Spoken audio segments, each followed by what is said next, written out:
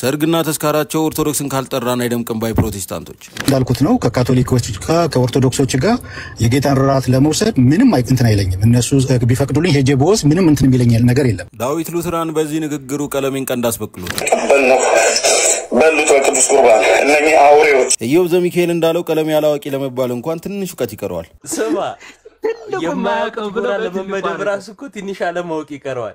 በዚህ ስም የሚጠራኝና በዚህ ስም ሶሻል ሚዲያ ላይ ወጥቶ የሚናገር ቢኖር እግዚአብሔር ምስክር ነው። በፍትሐ ብሔር በየትኛውም ባለበት አገር ላይ ሆኜ እጠይቀዋለሁ።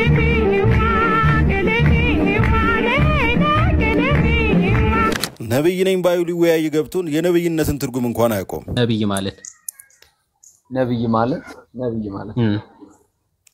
ትርጉሙ ምን ማለት ነው? ነብይ ማለት ነው የሚባል እኮ ሰርኩላር ዴፊኒሽን እኮ ነው። አረ ጭራሽ መጽሐፍ ቅዱስን መሐመድስ ቢሰጠኝ እስከ ዳንኩበት ምን ጨነቀኝ ብሏል። እኔ ዋናው ህይወቴን ከቀየረ ለምን መሐመድ አይሰጠኝም? ምን አገባ? ሰላም ጤና ይስጥልኝ የመዝሙር ያሬድ የዩቲዩብ ቻናል ተከታታዮቻችን፣ ለዚህ ቻናል አዲስ ከሆናችሁ ቻናላችንን ሰብስክራይብ እንድታደርጉ እንዲሁም ቪዲዮዎቻችንን ላይክ እንድትሉ በትህትና እንጠይቃለን። እነኛ ኦምነ ያሬድያን ዜማ ከጴንጤቆስታሉ ጋር የጌታ ራትን አልወሰድም። እኔ ግን ግልጽ ነው የምናገረው። ወደ ኋላ እንትን ብለው ነገር ምንም የለም። ቅድም እንዳልኩት ነው። ከካቶሊኮች ከኦርቶዶክሶች ጋር የጌታን ራት ለመውሰድ ምንም እንትን አይለኝም። እነሱ ቢፈቅዱልኝ ሄጄ ቦስ ምንም እንትን የሚለኛል ነገር የለም። ለምን ሜታቦልና ሜቶሲስን እንትን ስለሚሉ ኤርሊ ቸርችም ይዘውት የመጡትን ያንን በሳክራመንት ላይ ያላቸውን ጽኑ ትምህርት ይዘው ስለመጡ ማለት ነው። ከኛ ጋር ለምንድን ነው አትወስድም ብለህ ስትለኝ እናንተ ፔንቴኮስታል ማለት ነው? ፔንቴኮስታል ነኝ። እሺ በጣም ግልጽ ነው ዳንኤል። ምንድነው ግልጹ? እናንተ መታሰቢያ ብቻ ብላችሁ የምታምኑት መታሰቢያ የሚለውን አምንበታለሁ ለመታሰቢያ አድርጎ ብሎ ስላለ ማለት ነው። ግን እናንተ መታሰቢያ ብቻ ብላችሁ የምታምኑት የጌታ ራት ለኃጢአት ስርየት ብላችሁ አታምኑም። የጌታ ራት ለህይወትን እንካፈልበታለን ህይወትን እናገኝበታለን ብላችሁ አታምኑም። የጌታ ራት ለመዳን ነው ብላችሁ አታምኑም። የጥንቷ ቤተክርስቲያንም ሆነ በጉባኤዎች የተወሰነው ደግሞ የጌታ ራት ለኃጢአት ስርየት ተብሎ ተወስኗል። ለድነት ተብሎ አባቶች ብዙ ጽፈዋል በዚህ ጉዳይ ላይ ህይወትን የምናገኝበት ይሄ ተጽፏል። እንደገና በቃሉን በመናይበት ሰዓት ኢየሱስ ክርስቶስ የተናገራቸው ነገር አለ። ዮሐንስ ወንጌል ምዕራፍ 6:51 ላይ የተናገረው ነገር አለ። የሱ ስጋ አሁን መጽሐፍ ቅዱስ በእጄ ስለሌለ ህይወትን እንደሚሰጥ ተናግሯል። እንደገናም ደግሞ ይሄ ስጋዬ ነው ይሄ ደሜ ነው ብሎ ነው የሰጣቸው። እንካችሁ ብሎ ሲሰጣቸው ይሄ ስጋዬ ነው ይሄ ደሜ ነው ይሄ ጽዋ ነው ይሄ ህብስት ነው ሳይሆን ህብስቱና ጽዋውን አንስቶ ይሄ ስጋዬ ነው ይሄ ደሜ ነው ብሎ ነው የሰጠው። ለብዙዎች የሚሆን ለኃጢአት ስርየት ብሎ ነው የሰጣቸው። ስለዚህ ለኃጢአት ስርየት ብለን እናምናለን እንደ ሉትራን። እናንተ ደግሞ ለኃጢአት ስርየት የጌታ ራት ብላችሁ አታምኑም። ይሄ ደግሞ በቤተ ክርስቲያን እስከ ሪፎርምዶቻችን ድረስ በሙሉ ተቀባብለውት ይዘውት የመጡት ትምህርት ነው። በጉባኤም እንትን የተባለ ነው። ይሄንን ስለማታምኑና ስለማትቀበሉ አሁን የጌታ ራት ለመታሰቢያ እኔ አቁሜያለሁ። ይሄንን ሉትራን ወንድሞቼ ያውቃሉ። በቴሌግራም የተነገርኳቸው ነገር አለ። ፓስተሩ ይሄ የጌታ ራት ምሳሌ ብሎ ሲሰጠኝ አልወስድም ነው ያልኩት። አቆምኩኝ። ከዛ ወዲህ የጌታ ራት አብሬ አልወስድም። ምክንያቱም ምሳሌ ወይም ደግሞ መታሰቢያ ብቻ ብሎ እንትን ለሚለውን መቀበል ይከብደኛል። ከዚህ የተነሳ አብሬ መውሰድ አልችልም። የጌታ ራትን እኔ በነበርኩባትም ቸርች መካነ ኢየሱስ የጅቡቲዋ ዝግ ነው ሳክራመንታችን። የቤተ ክርስቲያኗ ቆራቢ አባሎች ብቻ ነበር የምንወስደው ማለት ነው። ያ ፓስተሩ እንደዛ ብሎ ነው የሰጠው ምሳሌ ብሎ ሲል አቆምኩኝ። በቃ ጠየቅኩት። እንዴ ማስረጃ ስጠኝ አልኩት። ከመጽሐፍ ቅዱስ ወይ ከኤርሊ ቸርች ፋዘር ከየትኛው መጣ? ምንም ማስረጃ የለም። ነገር ግን ምሳሌ ነው ብሎ ነው እንትን ያለው። አይ ይሄ መጽሐፍ ቅዱሳዊ አይደለም የቸርችም ትምህርት አይደለም ጉባኤም ከተወሰነው ጋር ከሁሉ ጋር የሚጋጭ ነው አብሬ አልወስድም ብዬ ወሰንኩኝ ማለት ነው። ከዚህ በፊትም ሌላ ሩም እንደዚሁ ስንነጋገር አይ እንደዛ ብለን ነው የምንሰጠው ብለውኛል የሙሉ ወንጌል ፓስተሮች ማለት ነው። ሌላ ሩም ላይ ስንነጋገርና ከዚህ የተነሳ አሁን ከዳኒ በቀጥታ ስለጠየቀኝ ከጴንጤቆስታሉ ጋር የጌታ ራትን አልወስድም። በቃ ባጭሩ ለምን አልወስድም?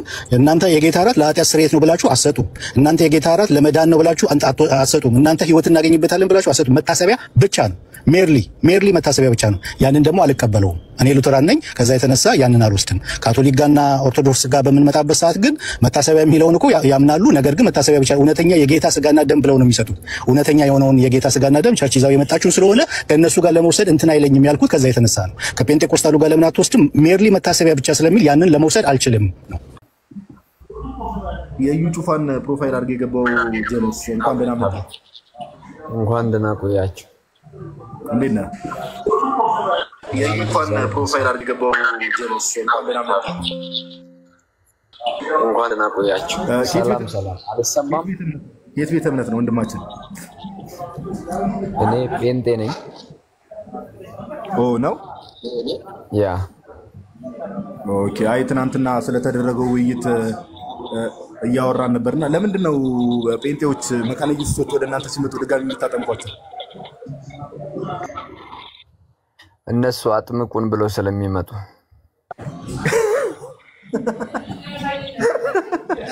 አጥምቁን ብሎ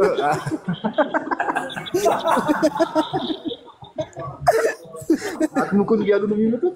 እሺ ስሙን እየጠራቸው አጥምቁን ነው የሚሏቸው። እሺ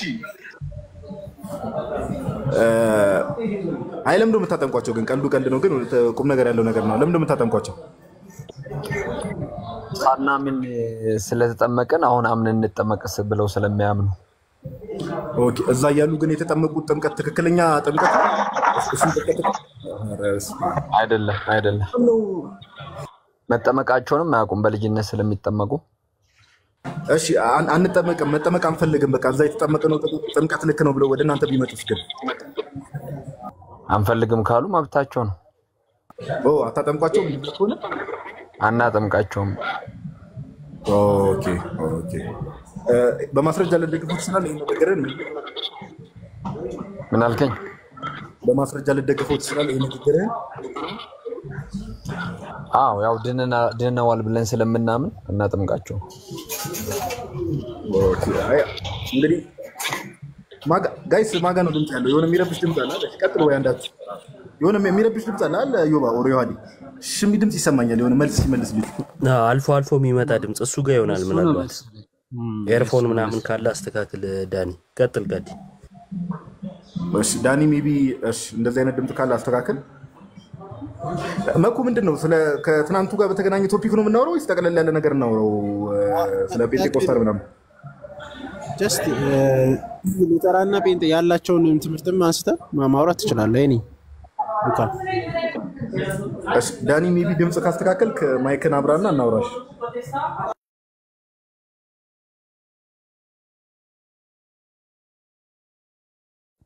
አስተጋባል መሰለኝ። እንዴት ነው አሁን? ኤርፎን ምናምን አድርገ ነበር። አሁን አይ ቲንክ ኖርማል ነው። ኦኬ ጥሩ ነው አሁን። እሺ ጋዲ ቀጥል። እሺ ያዲ ቀጥሉ አላችሁ ወይ? የሆነ ድምጽ ከጀርባም ስላለ ቀጥሉ ወይ? እኔ በኋላ ቀጥላለሁ። የሆነ ድምጽ አለ እኔ ጋር ምሳሌ በላ ቁጭ ብዬ ስለሆነ የሆነ ድምጽ አለ። ቀጥሉ። እሺ ጥሩ። ኦኬ ዳኒ አቤት። ከየት ይቅርታ አንዴ ከየት ቸርች ነበር ያልከው? ከኢየሱስ ክርስቶስ ትንሣኤ ምስክር ቤተክርስቲያን። ኦኬ ቆይታለች ከተመሰረተች? ስንት አመት ሆነ? 10 ዓመት። 10 ዓመት። ኦኬ እሺ 10 ዓመት። እሺ መካነ ኢየሱሶች ወንጌል አማኝ ነች ብለህ ታምናለህ አንተ? አምናለሁ። ወንጌል አማኞች ናቸው። ስለዚህ ከመካነ ኢየሱስ የሚመጡ ወደ እናንተ አታጠምቋቸውም ደግማችሁ ነው? መጠመቅ የሚፈልጉትን እናጠምቃለን። ኦኬ በፍላጎት ነው? ለምን ከፈለጉ ደግማችሁ ታጠቅሙ ማለት ቫሊድ ነው ብላችሁ ጥምቀቱ ታምናላችሁ አይደል? ይኸውልህ ሰዎች ሲመጡ ተምረው ኦልሬዲ የቤተክርስቲያንን ትምህርት ስለሚቀበሉ ይጠመቃሉ። እሱ ፍላጎታቸው ነው። ጥምቀታቸው የነሱ ጥምቀት ቫሊድ ነው ብላችሁ ታምናላችሁ ወይም ደግሞ ትክክል ነው ብላችሁ ታምናላችሁ አይደል? አናምን። አታምኑም? ስለዚህ ካላመናችሁ ለምን ደግሞ አታጠምቀዋቸው? ማለት በፈቃድ የተመሰረተ ለምንድን ነው ያደረጋችሁት? ዋናው ትኩረት የምናደርገው መዳናቸው ላይ ስለሆነ። ጥምቀት ትኩረት የሚደረግበት ትምህርት አይደለም። ከመዳን ጋር ተያይዞ ብዙ አያስጨንቀንም። ከመዳን ጋር ተያይዞ ምንም የሚያስጨንቅ ትምህርት አይደለም ጥምቀት አይደል? በእናንተ መካነ ኢየሱስ ግን ምን ብላ ነው የምታምነው? ሰው ሳይጠመቅ አይድንም ብላ ነው የምታምነው። ትክክል ነች ወይስ አይደለችም? እንግዲህ ትክክል ነኝ ካለች ትክክል አይደለሽም ማለት አልችልም። እኔ ዛሬ ተነስቼ ማለት ትክክል ነች ትክክል ነች ትክክል ነኝ ካለች ትክክል ናት። ስለዚህ ሰው ትክክል ነኝ ካለ ምንም ቢል ትክክል ነው የምትለው አንተ? አይ ስለ ሰው ጠይቀኝ። ስለ መካነ ኢየሱስ ስለጠየቀኝ ስለ ተቋም እኮ ስለ መካነ ኢየሱስ ምንም ብትል ትክክል ነች ነው። አይ እንደዛ እያልኩ አይደለም። ስለዚህ ጥምቀት ሰው ሳይጠመቅ አይድንም ብላ ታስተምራለች እያልኩ ነው። ትክክል ነች ወይስ አይደለችም? አይ እነሱ በራሳቸው ትክክል ነኝ ስላሉ የነሱን ትምህርት አሁን እዚህ ጋር እኔ ላስተካክል አልመጣሁም። ስለ መካነ ኢየሱስ እያወራን ነው። ይሄ ትምህርት ራሱ ትክክል ነው ወይስ ትክክል አይደለም ነው እኮ ጥያቄ። ትምህርቱ ራሱ መጽሐፍ ቅዱሳዊ ነው። በዚህ ጉዳይ እነሱ ቢያወሩ ይሻላል። እምነትን መመስከር ይከብዳል ማለት ትክክል ነው ወይ? ሰው እንደዚህ ብሎ ቢያምን ትክክል ነው። ሰው ከሆነ ቆይ ሰው ከሆነ ችግር የለውም። መካነ ኢየሱስ ከሆነ ግን ችግር አለው ነው። ምን አልከኝ? የሆነ ሰው ለምሳሌ አንዱ ተነስቶ ለምሳሌ እኔ ተነስቼ ጥምቀት ለድህነት ነው አንተ ካልተጠመቅ አትድንም ብዬ ብለህ ትክክል ነኝ ወይስ አይደለሁም? ተሳስተሃል። ተሳስቻለሁ። እሺ መካነ ኢየሱስ እኔ ያልኩትን ሰው ካልተጠመቀ አይድንም ብላ ታስተምራለች። ተሳስታለች ወይስ ልክ ነች? አንተ ግለሰብ ነህ፣ መካነ ኢየሱስ ተቋም ነች። ስለዚህ በተቋም ደረጃ ይታይለታል ነው። በተቋም ደረጃ ከሆነ ይታያል። ይታይላታል። ማን ነው የሚያይላት? ራሷ ቀርባ ታስረዳ። ራሷ ማለት ሴት ነች እንዴ? መካነ ኢየሱስ ስንል ምንድነው? የሰዎች ስብስብ ናቸው። አይ ቤተክርስቲያን ያው ብዙ ጊዜ በወንድ አትጠራም አይደል? አይ እኮ ሰዎችን ነው አይደለ? መካነ ኢየሱስ እያልከ ያለው እንደዚህ አይነት እምነት ያላቸው የሰዎች ስብስብ ነው ቤተክርስቲያን ወይም መካነ ኢየሱስ እያልን ያለን። ስለዚህ እነዚህ ሰዎች በህብረት ስለሆነ ያመኑት ተደራጅተው አይደለም ያመኑት አይደል? መጽሐፍ ቅዱስ ይህንን ትምህርት ያስተምረናል ብለው አስተማሩ። አስተማሪዎቹ ማለት ነው። ደን ተማሪዎቹ ደግሞ ትክክል ነው ይህ የመጽሐፍ ቅዱስ ሐሳብ ነው የሚሉ መካነ ኢየሱስ ቸርች ውስጥ ገቡ ማለት ነው። በዛ እምነት መሰረት ያንን እምነት የሚቀበሉ እዛ ትምህርት ውስጥ እዛ ቸርች ውስጥ ገቡ። ስለዚህ እነዚህ ሰዎች በህብረት ነው የሚዳኙት ነው እያልክ ያለው? አዎ ያው እነሱ በመተዳደሪያ ደንባቸው ወይንም ደግሞ በእምነት መሰረታቸው ራሳቸው በተስማሙበትን ጉዳይ ራሳቸው ናቸው ማስረዳት ያለባቸው። እኔ መካነ ኢየሱስ ስላልሆንኩኝ እሱን ባጠይቀኝ። አይ ነው አንተን ስለማስረዳት እኮ አይደለም እያልኩ ያለሁት ወዳጅ። እንዲህ ማለታቸው ልክ ናቸው ወይስ ልክ አይደለም ነው ጥያቄ እንጂ አስረዳን ምን ለማለት ፈልገው ነው እኮ አልጠየኩም። ቃል በቃል እነሱ ማለት የፈለጉትማ ተናገርኩ። ጥምቀት ሳይጠመቅ ሰው አይድንም ብለው ነው የተናገሩት። እምነታቸውማ ይሄ ነው። ስለዚህ እኔን ጠይቅኝ። ጥያቄ መካነ ኢየሱስን አስመልክት ለምን ጠይቀኛለህ? ቀድሞ ወንጌል አማኝ ነች ብላ ነበር እንዴ? አዎ። ስለዚህ ይሄን ከወንጌል አምጥቼ የእሷ እምነት እየነገርኩ ነው። ይህ ትክክለኛ ወንጌል ነው ወይስ አይደለም? እኔን ጠይቅኝ። ፕሮፌት አንድ የሚዩት አድርገው። እሺ ሁልጊዜ ስንናገር ስትሆን ትምህርት ምንም ጉዳይ አይደለም ፕሮቴስታንት ነው ወይስ አይደለም የሚለው እንጂ ትምህርት ምንም ጉዳያቸው እንዳልሆነ ተመልከቱ። እሺ መጽሐፍ ቅዱስ ስንት ነው ፕሮፌት? ዳኒ ማይክ ክፈተውና መጽሐፍ ቅዱስ ስንት ነው? ሚዩት ነው። ሚዩት እያወራህ ከሆነ ሚዩት ነው። መጽሐፍ ድጋሚ ሚዩት አደረከው። አሁን ክፍት ነው። እሺ መጽሐፍ ቅዱስ ስንት ነው? መጽሐፍ ቅዱስ ስንት ነው ማለት ነው? ስንት ነው ብዛቱ ማለት ነው? ኦኬ ብዛቱ አንድ ነው። አንድ ነው? እሺ የትኛው መጽሐፍ ነው የምትቀበለው? አንድ ነው ማለት በውስጡ ምን አለ ብለህ ጠይቅ። አዲስ ኪዳን፣ ብሉይ ኪዳን ከዛ በውስጡ ያለ ቁጥራቸው ካልከኝ ቁጥርልሃለሁ። አይ በውስጡ ስላለ አንድ መጽሐፍ ብቻ ነው መጽሐፍ ቅዱስ ወይስ መጽሐፍ ነው? ብሉይ ኪዳንና አዲስ ተብሎ ይከፈላል። ብሉዩ 39 ምዕራፍ መጽሐፍ ሲኖረው በውስጡ አዲሱ ደግሞ 27 አለ። ማን ነው 39 እና 27 ብሎ የነገረ? ኦርቶዶክስ ቤተክርስቲያን። ብሔረሰቦች ኦርቶዶክስ ነች የሰጠች? አዎ እስኪ ድገሙ። መጽሐፍ ቅዱስ ሱቅ ነው የገዛሁት። አይ ከሱቅ ማን እጅ ላይ ስላለው ሳይሆን ስለ መጽሐፍቶቹ ብዛት 39 እና 27 በላይ ሰጠች ማነች? ዳኒ አቤት 39 እና 27 ናቸው ብላ የሰጠች ማነች? ማን ነበር ያልከ? እሱን ተው 80 አሃዱ ስለምታምን ኦርቶዶክስ በቁጥር ደረጃ መጠይቀኝ ከሆነ እሱ ሌላ ታሪክ ነው። አሁን ስለውስጡ ብናወራ ደስ ይለኛል። እሺ አያችሁ መኩ አየ አነቃው። ኦርቶዶክሳውያን ቤት ስትመጣ ትነቃለህ። እሺ ማስረጃ አልከው ይኸው እሷ 81 ስለሆነ መሰለኝ ልጅን ነው መሰለኝ ዛሬ። እሺ ያርግልህ የጌታ ሰው እውነት መዳንህን ስለምንፈልግም ነው የምናወራ እና ያርግልህ እግዚአብሔር ልቦናን ይክፈተው። አሁን ጥያቄ መልስልኝና 39 እና 27 ብሎ ታዲያ የሰጠ ማን ነው? የሰጠ ማን ነው? የኢትዮጵያ መጽሐፍ ቅዱስ ማህበር አትሞን የሰጠ። አይ ስለ እትም አይደለም እያወራሁ ያለሁት 39 እና 27 ብሎ የሰጠ ማን ነው? ብዛቶቹ 39 እና 27 ናቸው ብሎ የነገረ ማን ነው? ያው በመጽሐፍ ቅዱስ ዙሪያ የሚሰሩ አባቶች ከዚህ በፊት የነበሩ የሃይማኖት አባቶች ናቸው። ይሄንን የሚፈልገውን ትክክለኛውን ሐሳብ ያስቀመጡት እነማን? አንድ ጥቀስ። አላቃቸው እንዴ ቢሳሳቱ ታዲያ ቁጥራቸው የማታውቃቸው ሰዎች እንዲህ ነው ስላሉ እንዴት አመንካቸው? አይ የእግዚአብሔር ቃል ስላልተሳሳተ በእኔ ውስጥ ሙሉ ነው። በእኔ የእግዚአብሔር ቃል ነው ብለው የሰጡ ሰዎች እኮ አታውቃቸውም። እነሱ አለመሳሳታቸው በምን አወቅ እኮ ነው ያልኩ። ቁጥሩ የእግዚአብሔር ቃል ስለማይሳሳት እንዴ የእግዚአብሔር ቃል መሆኑ የነገሩ ራሱ ሰዎች አታውቃቸውም። እነሱ ትክክል ይሁኑ አይሁኑ በምን አወቅ ነው ጥያቄ።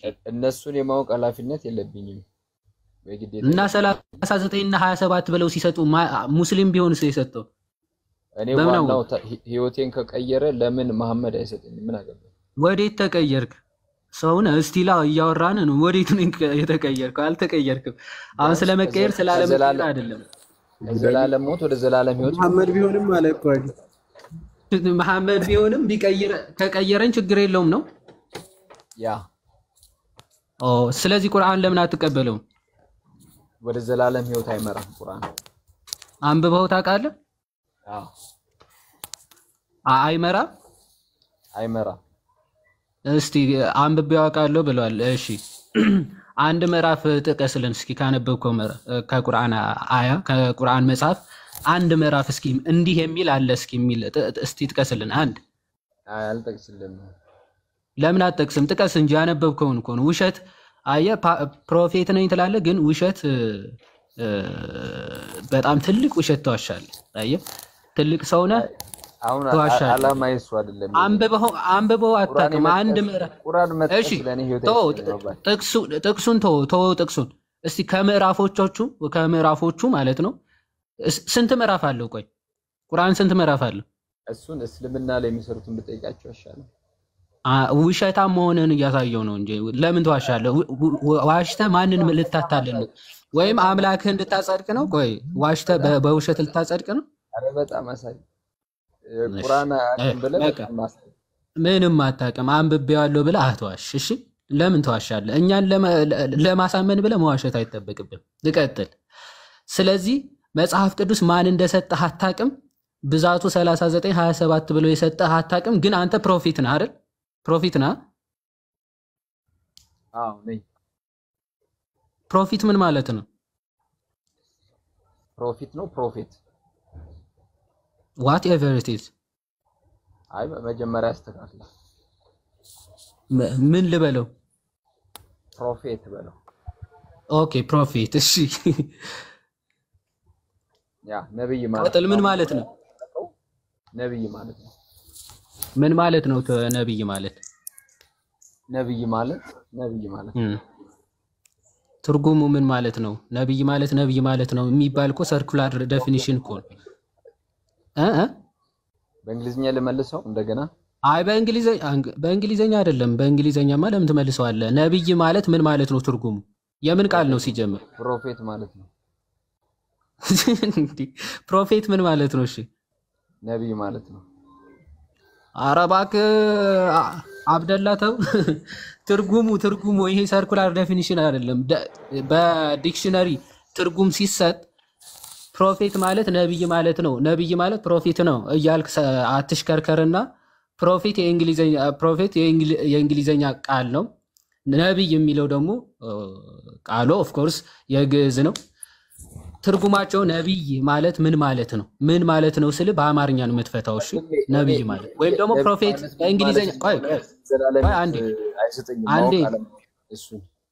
እንዴ ማዕረግህንም አታውቅም? አላውቅም። እሺ እኔ ልንገርህ፣ ነብይ ማለት የኋላውን የሚያውቅ የወደፊቱም የሚያውቅ ወይም ደግሞ ከኋላ የተፈጸመውን አሁን የተካሄደውን ወይም ደግሞ ወደፊት የሚመጣውን የሚያውቅ ማለት ነው አይደል? ትክክል፣ አልተሳሳትክም። አመሰግናለሁ። ጎበዝ። ስሙን ተሸክመዋል ግን አታውቅም። እኔ ማያውቅ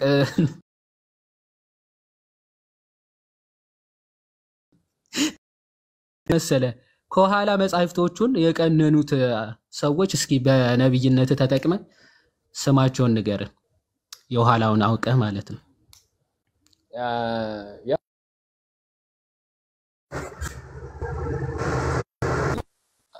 ያለ ዓላማ ምንም ማድረግ አልችልም፣ ያለ እግዚአብሔር ፈቃድ። እንዴ ይሄ መጻሕፍቶቹን ማወቅ የእግዚአብሔር ዓላማ አይደለም? የሚያደርገው ደፍተራ ነው እንጂ እግዚአብሔር ሲናገር ነው የምናገር። አሃ ደብተራ ወደፊት ወደ ኋላ ያለውን ነገር ያውቃል? አይ ጠንቋይ ምንም ነገር ብትለው ይነግራል። የኦርቶዶክስ ደጋሚ ዋርተኛ ማለት ነው።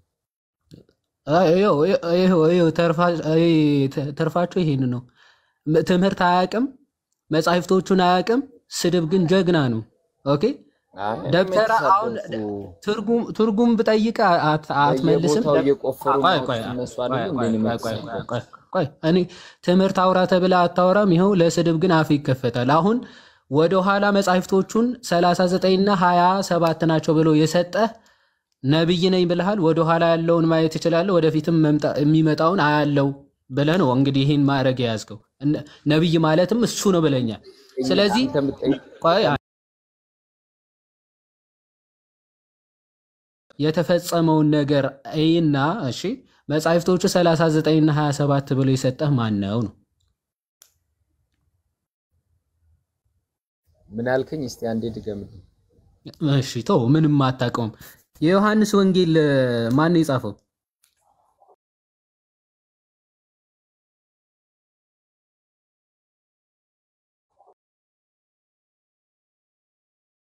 የምን ማስረጃ ልስጥ? ዮሐንስ እንደጻፈው ለመጻፉ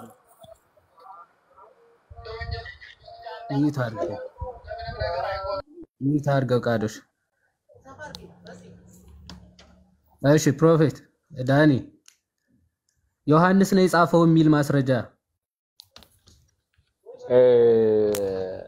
ዮሐንስ ወንጌልን ጨምሮ አንደኛው ዮሐንስ፣ ሁለተኛው ዮሐንስ እንዲሁም ደግሞ ሶስተኛው ዮሐንስ መልእክትን ጨምሮ የጻፈው ከጌታ ጋር የነበረው ወንጌላዊ ዮሐንስ ነው። ማስረጃ እኮ ነው ያልኩት። ማስረጃ ያስፈልግ?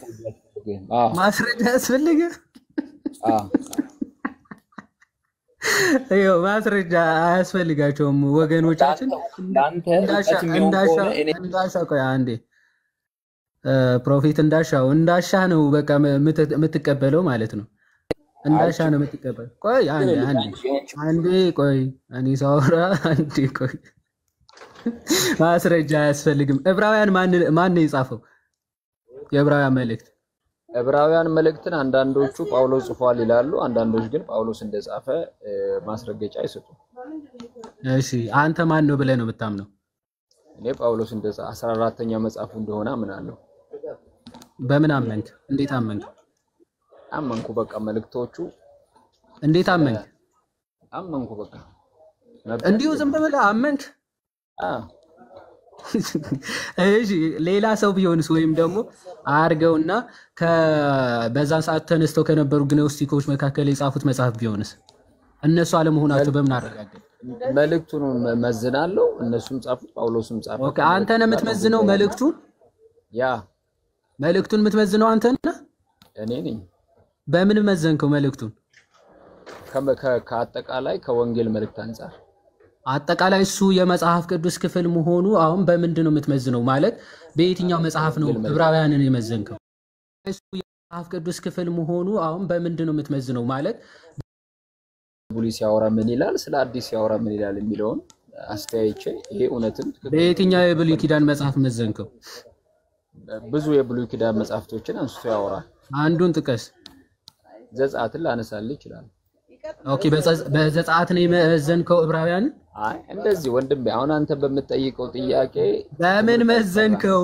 ራሴ እንዲሁ ስመዝነው በቃ አጠቃላይ ከመጽሐፍ ቅዱስ መልእክት አንፃር የእግዚአብሔር ቃል እንደሆነ ታውቃለህ። አጠቃላይ የምትለው የትኛው መጽሐፍ ነው? የትኛው መጽሐፍ ነው አጠቃላይ? የዕብራውያን መጽሐፍ መልእክቱ ከእግዚአብሔር ቃል ጋር የሚጋጭ አይደለም። የትኛው ነው የእግዚአብሔር ቃል እያልክ ያለው እኮ ነው ጥያቄው። የትኛው ነው? ሁሉንም የእግዚአብሔር ቃል አዲሱንም ሁሉንም። የትኛው ሁሉንም የምትለው የትኛውን መጽሐፍ ነው? ሁሉንም። ለምሳሌ አንደኛ ሳሙኤል በዛ መዝንኸዋል? እንደዛ ዝርዝር ውስጥ አልገባለም። ካልገባ ምን ትሰራለህ ታዲያ? ስለ ራስህም ስትጠየቅም ማትመልስ ከሆነ ስለ መካነ ኢየሱስም ማትመልስ ከሆነ ታች ወርደህ ታብታብ አድርግ። አንተም ብሎ ነብይ የለም ማለት አንተ ነህ። ወደ ኋላ ያለውን አታቅም፣ ወደፊትም አታቅም፣ ስለ መጻሕፍቶቹ አታቅም። ስለዚህ መልከ ጥፉን በስም ይደግፉ ማለት አንተ ነህ። ምንም የምታውቀው ራእይ የለም፣ ምንም የምታውቀው ትንቢት የለም፣ ምንም የምታውቀው የኋላ እንደው አንተ የወደፊቱ ይቅርና ያለፈ ታሪክ እንኳን ሳታቅ ራስህን ግን ነብይ ብለህ ሾመሃል ማለት። መልከ ጥፉ በስም ይደግፉ ማለት እንዳንተ ነው። ምንም ተግባሩ ላይ የለም። ለምንድን ነው እንደ አዋቂ ያጎላችሁት? ጣዶሽ ገስት ላይ ለምን ገባ? ቃዶሽ እኮ ቁጭ ብለህ ነው መማር ያለብህ። አይ ቲንክ ሶ ቃዶሽ ቁጭ ብሎኝ ነው። ይቅርታ እንግዲህ ያው አስወጣሁት። ሌላ ኧረ ኖ ምንም አይ ኖ እንደዚያ ነው መጨረሻው መሆን ያለበት። በነገራችን ላይ ዮሐድ ይሄ ለምን ያገለግላል መሰለህ? እንዲህ አይነት ውይይት በጣም አሪፍ ነው።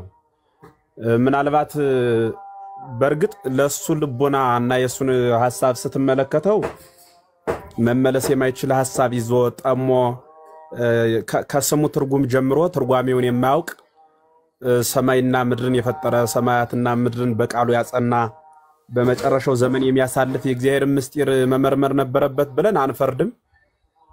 ምክንያቱም የራሱን ስም እንኳን ማወቅ አልቻለም። ራሱን ስሙን እና ራሱን ማወቅ ያልቻለ ሰው ደግሞ ስለ እግዚአብሔር መናገር ነበረበት። እኔ እንዲያ ብዬ አላምንም። ነገር ግን ታች ላይ ያሉ የፕሮቴስታንት ወገኖቻችን የሃይማኖታቸው መሪ እነማን እንደሆኑ እንኳን ወንጌልን የስማቸውን ትርጉም ማያውቁ ነብይ ማለት ምን ማለት ነው ሲባል እኔ አሁን መምህር ማለት ምን ማለት ነው ቢለኝ አንዱ መሐረ አስተማረ ከሚለው የግዕዝ ግስ የተገኘ ሲሆን ትርጓሜውም በአማርኛ ሲገለጽ የሚያስተምር፣ የሚመክር፣ የሚገስጽ፣ የሚመራ፣ አራያ የሚሆን ማለት ነው ብዬ እናገራለሁ። ነብይ ነኝ ሲል እሱ ነብይ ማለት ምን ማለት ነው ሲባል ለዚያ መልስ ነብይ ማለት ተነበየ ተናገረ ከሚለው ግስ የመጣ ሲሆን በአማርኛም ሲገለጽ የሚናገር ኃላፊያትና መጻያትን የሚያውቅ ማለት ነው ብሎ ቢያንስችን ሌላ ተውት። ነገ ይመልሱላችሁ ይሆናል ሸምድደው ማለት ነው። ለጠቅላላ ዕውቀት ለሰው ይሆናል ብዬ ነው የተናገርኩት። ሌላ ቀን ልካቸውን ለማሳወቂያ ይሆን ነበር፣ ግን አናጣም። ሌላም ስላለን ሌላውን እንጠይቃቸዋለንና ሌሎቹ ፕሮቴስታንት ወገኖቻችን ግን እኒ ናቸው ወይ የሚያስተምሩን? ነብይ የሚባሉት ፕሮፌት ነው የሚባሉት ሰዎች እኒ ናቸው ማለት ነው። በአጭር ቋንቋ ሲገለጽ እንዲያ መሆናቸውን እንዲያውቁ በደንብ መግለጽ ጥሩ ነውና ዝም ብሎ የተሰጠኝን ተሸከሙ አይነት ነው እኮ። የኛ ቤተክርስቲያን የተሰጣትን ሁሉ የምትሸከም አይደለችም። ገድላትን፣ ታምራትን፣ ሌሎቹንም መጻሕፍት በደንብ አድርጋ በመመዘኛ መዝና ማለት ነው። መመዘኛ ምንድነው ሲባልም ራሴን የሚመዘን ሲል ነበር። እኛ በቅድስና የተለኩ ሰዓት ላይ ተጥለው በዳህና የወጡ ውሃ ላይ ወድቀው ውሃም ያላበሰበሳቸው ሙት ላይ ተጥለው ሙት ያስነሱ መቃብር ያፈለሱ ናቸው። እንዲህ አይነት ምስጢራት ያላቸው መጻሕፍት አማን በአማን ብለን የተረከብናቸው ናቸው። ይሄኛው ደግሞ እና በጣም ድንቅ ነበር ለማለት ነው። ዮሐድ ጥሩ ነው። ሌላ ነፍስ ያለው ድንገት ካለ ይንጣ። ምንድነው የደሃ ልጅ ስሙ ሀብታሙ ነው የሚባለው? ለወንጌል ድሃ ነው፣ በስሙ ሀብታም ነው። በርታ በሉት። ቃል ያሰማልን መምህር። ጥሩ አሉ። የድሃ ስሙ ነው ሀብታሙ አለ። ትንቢትም ሽታው የማያውቀው ሰው ነብይ ብለው እንደሰጡት ማለት ነውና እውነት ነው። የስሙ ትርጉም እንኳን አያውቀውም፣ ግን ነብይ ነው ለስሙ። ምንም አይነት የመጽሐፍ ቅዱስ ትምህርት እውቀቱ የለውም። የሆኑ ሰዎች መጀመሪያ ኦርቶዶክስ ነች የሰጠችኝ ያለ ማስረጃ ሲባል እንደማይዋጣ ለካስ 81 ነው የምንቀበለው። ዘን ምን አለ በቃ አባቶች ይህንን የሚያውቁ ቆጥረው ሰጡኛል። እነማን ጥቀስ ሲባል ማወቅ አይጠበቅብኝም። እኔ ሙስሊም ቢሰጣቸውም አያውቁም። እነዚህ ሰዎች ማን እንደሰጣቸው ራሱ አያውቁም መጽሐፉን ማለት አይ ማን እንደሰጣቸው አያውቁም። ግን መጽሐፍ ቅዱስ የኛ ነው። እንደዚህ አይነት ደፋር እንደዚህ አይነት ድፍረት መሐመድ ቢሆንም ችግር የለውም ማለት እኮ። አዎ መሐመድ ቢሆን ችግር የለውም ማለት በጣም ከባዶች ናቸው። እና እንደዚህ አይነት ሰዎች ናቸው እንግዲህ አሁን ወንጌል አማኝ ነን የሚሉ ወንጌሉን አያውቁትም። የማን ወንጌል እንደሆነ አያውቁም፣ ማን እንደጻፈው አያውቁም። ግን ወንጌላውያን ነን ይላሉ። ከባድ ነው። እሺ ለዛ ነው ባይዘው አክቹአሊ የሆነ አብደላ ስለው የነበረው ለምንድን ነው መሐመድን ቢሰጠኝ ችግር የለውም ስላለ ማለት ነው። ስለዚህ መሐመድን የሚከተል ደግሞ አብደላ ወይም ደግሞ መሐመዳዊ እየተባለ ይጠራል። ስድብ እንዳይመስላችሁ። ሰው መጥቷል ተቀበሉ። እሺ ማን ነው?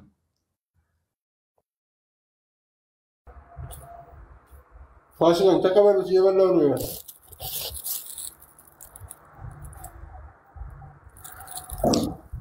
ኦኬ እሺ እስፒር ሰላም በለንና እንቀጥላለን። ኦኬ ሰላም ብያለሁ ሁላችሁንም።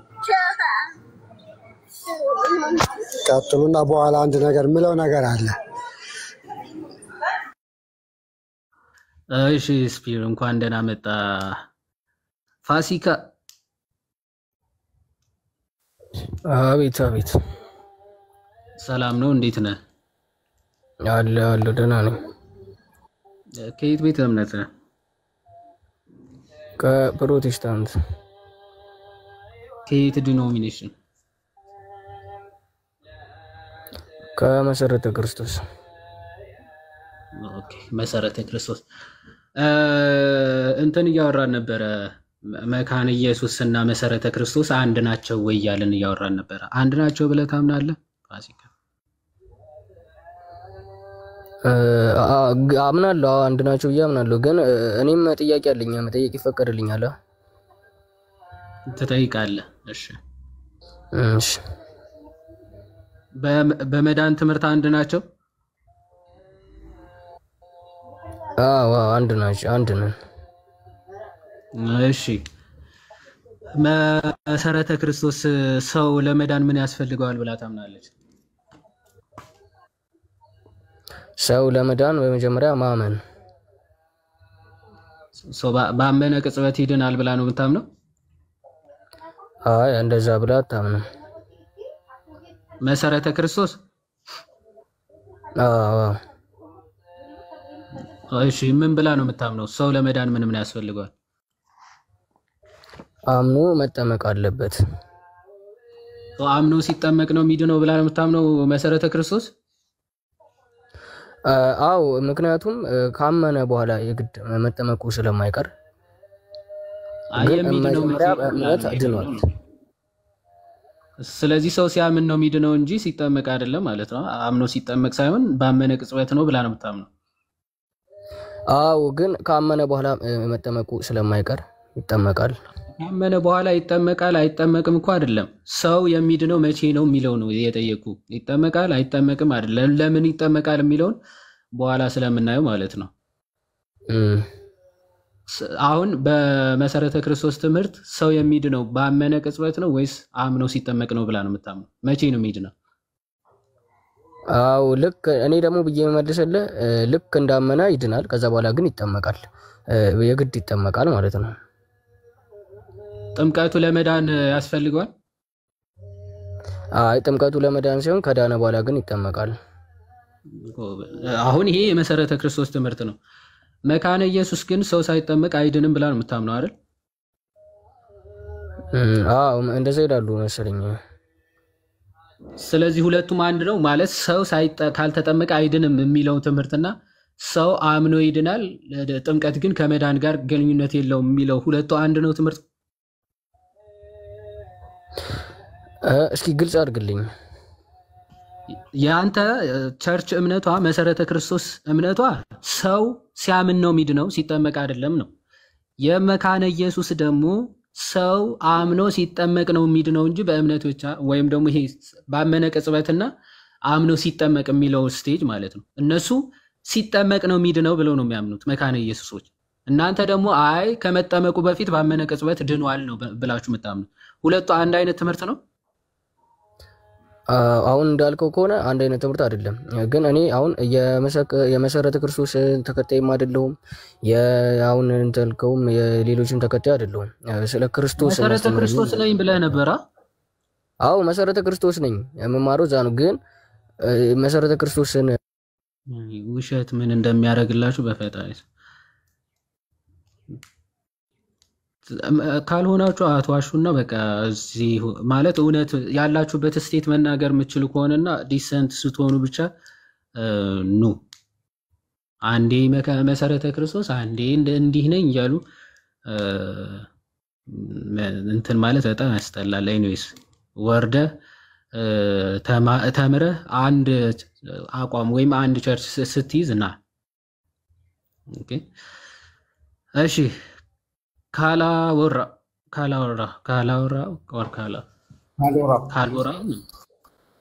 ነው። ከዚህም በፊት ተጠይቀው